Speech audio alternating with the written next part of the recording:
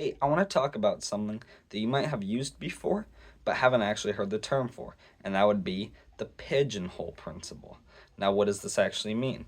Well, to stick to the pigeonhole definition, if we have 6 pigeons living inside 5 pigeonholes, we can guarantee that one of the pigeonholes will have at least 2 pigeons living inside of it.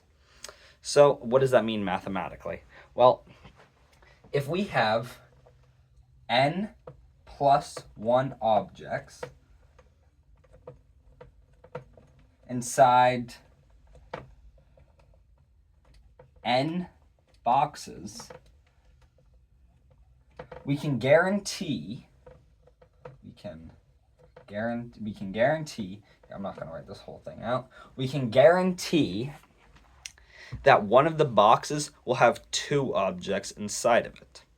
So what I want to do now is let's actually show something mathematically with this. So I'm going to write out a problem for us to do with the pigeonhole principle. So given any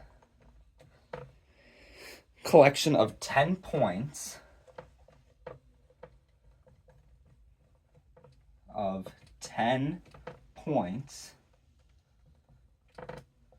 inside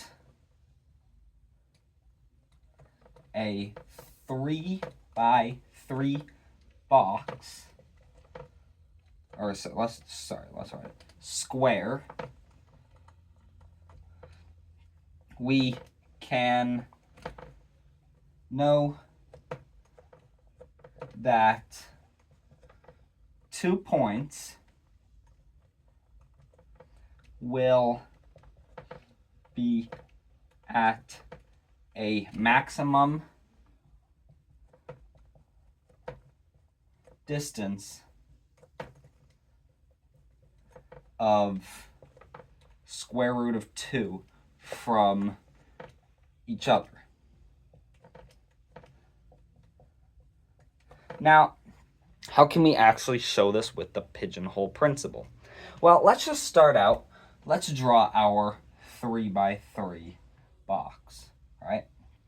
So this is 3 and this is 3, all right?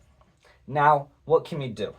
Well, we can actually, with our goal with the pigeonhole principle, before I start actually working on this problem, our goal with the pigeonhole principle is to set up our boxes, all right?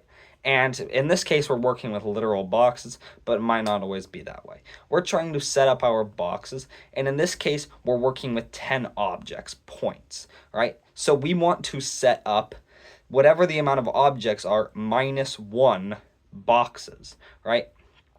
So in this case, we're working with 10 objects, points, so we want to set up 9 squares. And we can do this pretty easily with a 3x3 box. We can break it down into 1, 2, 3 different sections, and then we can do that again. So now these are all 1 unit long. So we have 9 boxes in total, all right? So let's draw it out down here. So actually, let's erase these real quick. I'll erase this one. So let's keep a little mental note of that. So if we have, let's draw out 10 boxes, 9 boxes, 3, 4, 5, 6, 7, 8, 9. All right, we have 9 boxes. Well, we have 10 points, 10 objects. So let's put 1 object in 1, 1 object in 2, 1 object in 3, 1 object in 4, 5, 6, 7, 8, 9. But remember, we have to put down 10 objects, right? So that means that one of the boxes will have to carry 2 points. So we're going to have to put another point in that box there. Now, before we do that, maybe the person who's putting down these points might put it so that 2 of the points are already within square root of 2 distance from each other, but we can't guarantee that we can't be certain of that. until we place down our 10th point, in which we can be 100% certain that 2 points will be at a maximum distance of the square root of 2 from each other. And it's pretty easy to understand why this is. Let's go back to this drawing over here. All right, so we place on 1, 2, 3, 4, 5, 6, 7, 8, 9. Let's draw out our last point in this box here. All right, so these boxes are 1 unit long, so these are less than a unit apart from each other. All right, and that the 1 unit, 1 is less than the square root of 2. Now, the reason we say the square root of 2 is because in a 1 unit box, what is the farthest way they could be from each other? Well, the farthest points away from each other in a square are the 2 diagonals. And if we know that, let's draw, so with the Pythagorean theorem, we know that this is 1 and this is 1, right? Because this is hit this and this is that. Right, and we want to figure out this. Well, we already know that this is in fact a 45, 90 triangle.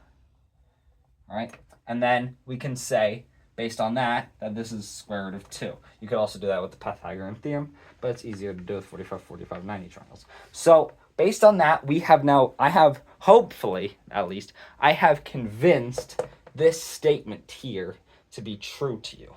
Now, I encourage you to think of some other things that you could possibly do with the pigeonhole principle and other things that you could prove. Thank you so much for watching this video. Let me know if I said anything wrong or if you have anything additional to add. Have a great day.